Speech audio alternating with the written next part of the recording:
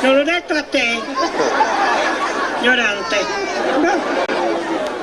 Sono venuto qui per cercare mio nipote che dobbiamo andare a comprare i torroni, non si vede. Siamo disperati. Bambini, state zitti che sto parlando al microfono. Se no voi scendete giù dal palco. Ci sono i fili della corrente lì, forza. Renzo spiritoso. Forza, scendete giù che non ferro più di scudo a terra. Scendi giù da lì. Scendete. Dale che l'ha fatto. Vai giù là, sono in questa cassa quando tu. Questa è maleducanza. Questa caponeria rusticana. Sono venuto a cercare mio nipote, poverino, che la mamma l'ha mandato a comprare il torrone, siamo disperati aspettando. Voi lo sapete che con i tempi che corrono, sentite i tempi correndo, con i tempi che corrono aspettare i bambini in casa senza sapere dove sono è pericoloso. E allora uno pensa che gliel'hanno rubato, pensa che magari si è fermato chissà dove, boh, lì. E allora siamo lì disperati, io non potevo neanche uscire perché sono in lutto. In lutto sono, se n'è andato poverino, si è andato su fumo a fatto. Poverino, che quando una donna è in lutto e la vedono in giro dicono il marito è morto e essa già si chiede cosa. E già lo sapete che è così, che in paese la gente critica. Quando 2 anni fa una ragazza parlando, la gente l'hanno messa incinta. Abbiamo passato delle lingue. Gemelli ha fatto. Oioia.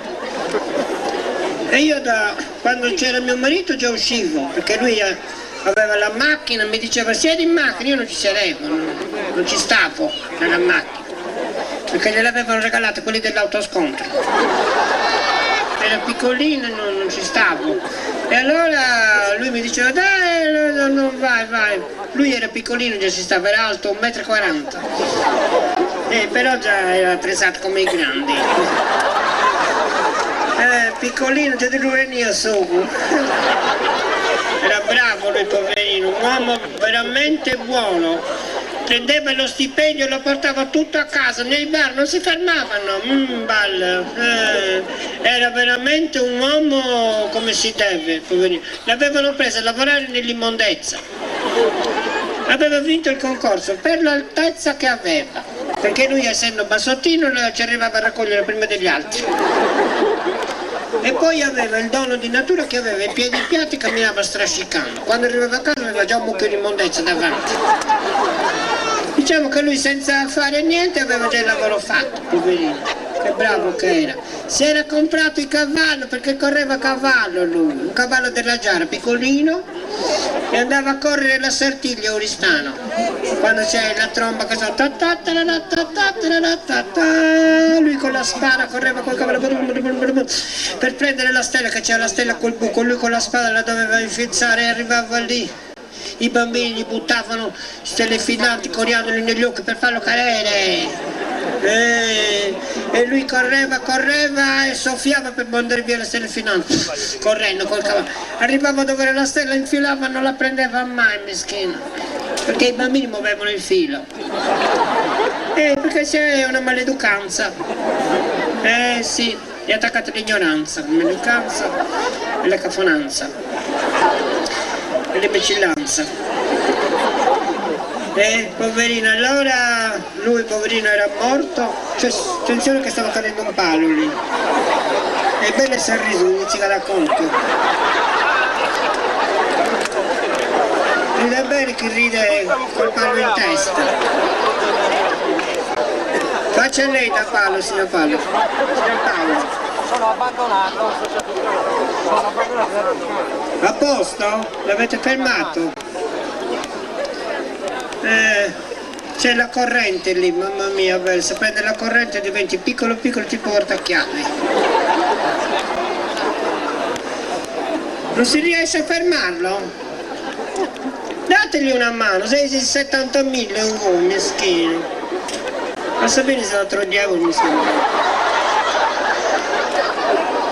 Può capire evitare, l'aria brutta esce sempre, non si sa mai. E vabbè, chi è che li fa profumati oggi? Nessuno. Anche se mangi deodorante è lo stesso. E allora stavo dicendo, mi scherzo, mio marito è morto tornando da prendere il lumache. C'è chi muore andando e chi muore tornando. Lui è morto tornando. Erano andati in campagna su Corre Sabulca, lontani 8 chilometri, lontano, gridando in campagna: ho trovato 10 lumache facendo l'amore! Ma non andate immodandosi. E l'altro: io ne ho trovato 10 con le corna fuori! La faccia scrovetta, tutto con rudes. E allora così si divertivano, poverini, si divertivano gridando così. A un certo punto mio marito si è fermato a fare acqua, a pisciare, insomma, si è fermato. Lei più bello di pivisciolare, poverino, si è sentito questo grido, ha fatto "oh, bravo", e cade a terra. Cade a terra, poverino, arriva l'amico, le dice: cosa c'hai, cosa c'hai? Lo prende a schiaffi, lo sveglia perché era svenuto. E le dico: e lui: sto morendo. Morendo, cosa è successo? Sto morendo. Già l'ho capito, ma cosa è successo? Mi ha mossecato la vipera. E dove ti ha mossecato? Lì. Lì dove? Là. E là dove? Lì. Però non si capiva dove era lì e dove era là. Ma dove ti ha mossecato? Qui. E non si capiva perché lui non si poteva muovere, perché il veleno l'aveva fatto diventare paraliquido. Poverino, non si poteva muovere.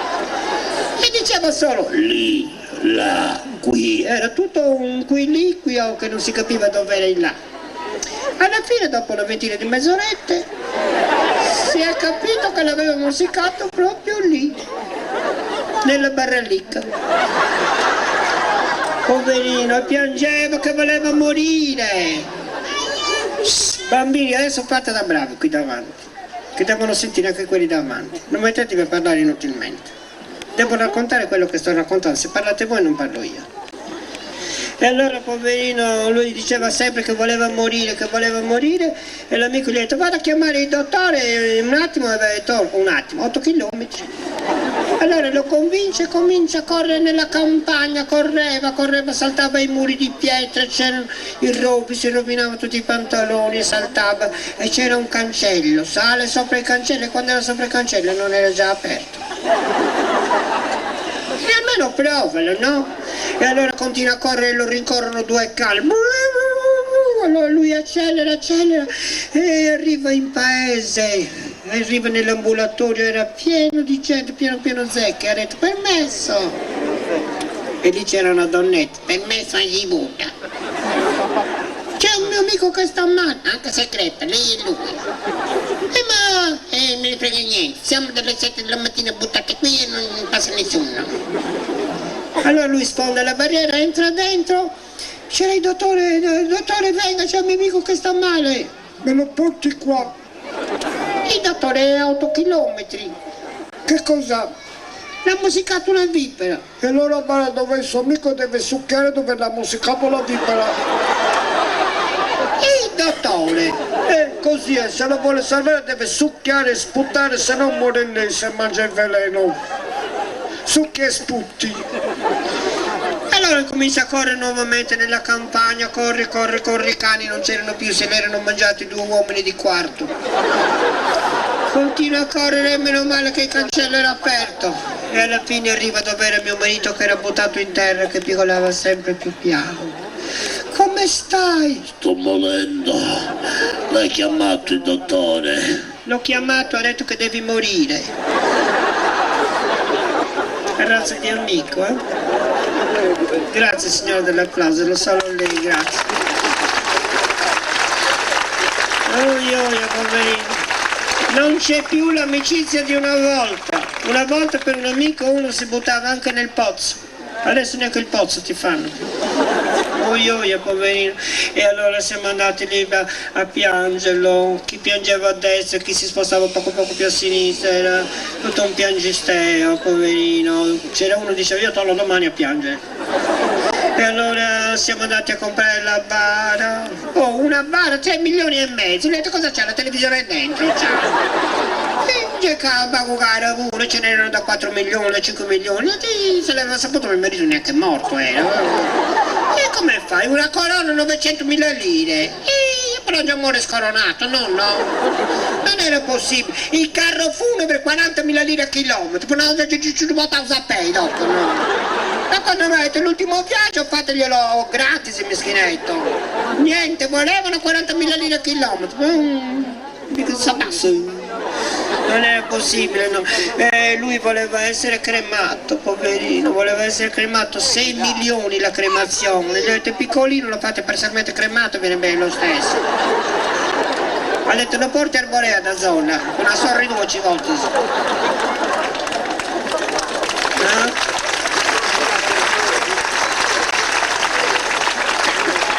Quando i morti non sono di loro, ne approfittano. Oh, tutto il seppellimento veniva a costare la bellezza di 18 milioni. 18 milioni mettendo il morto noi. Non fa parlarne. Ma quando mai questi prezzi così non è possibile? Noi non potevamo spendere quella cifra.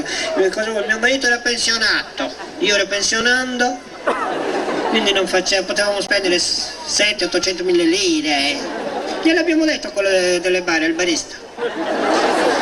Ha detto per 700 mila lire si ha 4 maniglie, se le attaccate al morto e le portate senza cassa. A babbu, maleducati, non fa. Poverino, allora ci ha aiutato la Proloco. Venuta la Proloco, hanno visto il morto, hanno detto ci vuole una bara per nani. Allora hanno telefonato a Barumini, Baressa, Barate di San Pietro, Bari Sardo, Bari Continentale, Bari in nessun posto. Volevano comprare bare per nani, no, non ce n'erano, quella da bambino gli era stretta. E allora niente, alla fine l'hanno messa in una bara grande e c'era mezza bara vuota, lui non riempiva. Ce ne stava un altro. Solo che nani non è che ne muoiono tutti i giorni, ne muore uno all'anno. Quando muore anche, cosa facciamo? Aspettiamo un anno, aspettando un anno. Così mio marito si guasta e lui è fresco. Poi vogliono pagare lo stesso tanto. Alla fine hanno deciso chiudiamo la bara così. Chiudono la bara e si sono dimenticati di mettere una cossa nei piedi. Perché c'era la scala, 8 piani di tromba delle scale. Scendendo nelle scale io mettevano la bara in un modo e scivolava dentro, si sentiva dentro la bara. Nell'altro piano e sbatteva l'altra. Dico tenetela un senso e boom, e invece lo tenevano a senso alternato. Ogni piano era e sbatteva, ogni piano 2 volte sbatteva. Insomma alla fine andiamo nella camera mortuaria, al cimitero, aprono la bara e non l'hanno più trovato. Dopo 2 giorni l'hanno trovato dentro il cuscino. Era diventato un pacchettino così piccolino. Allora l'hanno stirato, è diventato fine. Ma meglio lui che a me.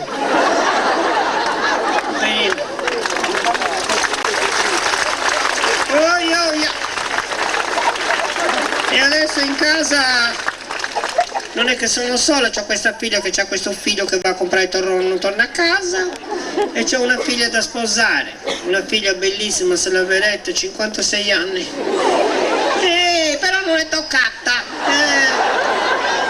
È come l'anguria, come le tocchi fa tra, si sferra. Poverina, non ce n'è più così, poveretta, una brava ragazza, bella, c'ha quasi tutti i capelli castani, c'ha gli occhi ce li ha nocciola e la carnagione pistacchio, sembra un torrone, se la vedete che bella che è. Si è messa anche i denti nuovi, sì, perché glieli prestava la cugina, la dentiera gli prestava, solo che gli era larga e allora quando cantava doveva cantare solo canzoni spagnole con le nache.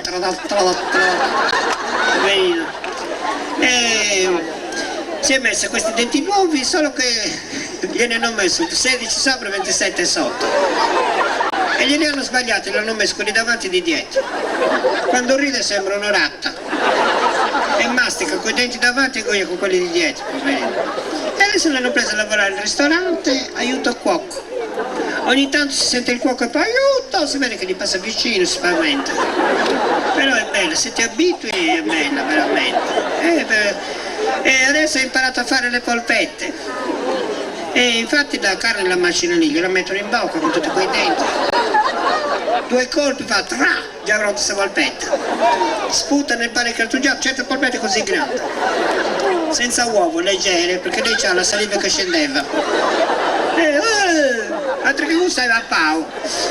Poverina. E adesso sto imparando a fare il polpettone da dietro. Arrivederci, io vado, se lo volete mio nipote mandatemelo, Arrivederci. E qui,